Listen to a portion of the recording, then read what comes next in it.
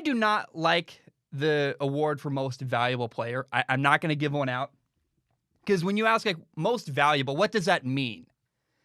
And in all the sports I follow, it seems like the way that MVP is chosen year to year changes. They're like, we're just going to move the goalposts here, and it's never based on the same thing. It's kind of confusing. I don't like that nature. So what I do, I'm going to give out an offensive and defensive player of the year. It's the person who, it's very easy to find.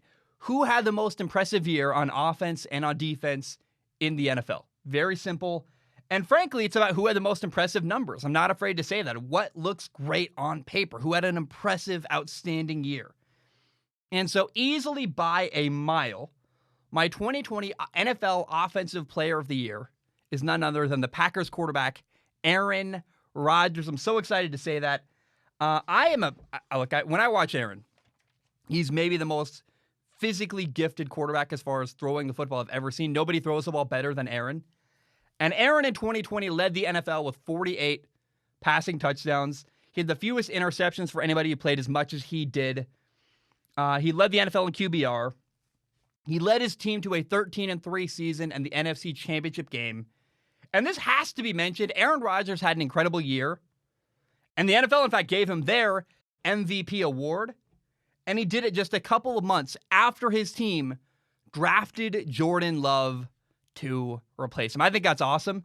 I think there's no better way to make a statement or give a gigantic middle finger to your organization. If they want to replace you, the best thing you can do is just have an outstanding year and say, oh, really? Good luck. Fine, get rid of me. But you're going to miss me when I'm gone. I think Aaron has been very kind, very gracious, said really nothing.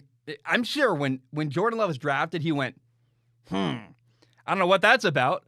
But all he did was take care of business, do his job very, very well, played quarterback at a very, very high level. I think that's awesome. And I love what Aaron did. By the way, Aaron played 16 games in the regular season last year. In 8 of those 16 games, half of the games he played in the regular season last year, he had 4 touchdowns. That's outstanding. The production level from Aaron Rodgers last year, unbelievable. So much fun to watch.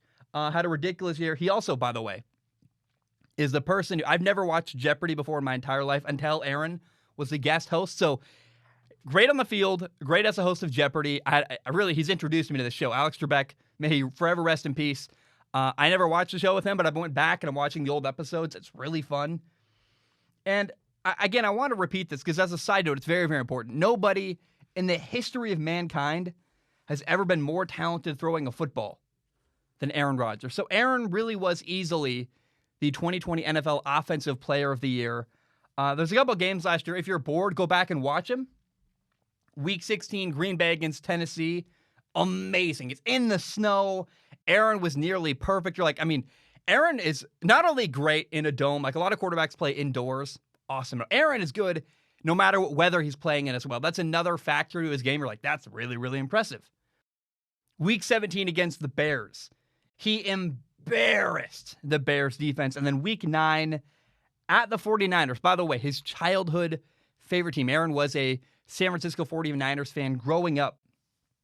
And the 49ers were banged up, sure. But the 49ers also still have an outstanding defensive coordinator. He's had a defensive coordinator that was outstanding. Robert Saleh. He's now the Jets head coach. And dude, Aaron, week 9 at San Francisco put on a clinic. So Aaron, again, easily the 2020 NFL Offensive Player of the Year.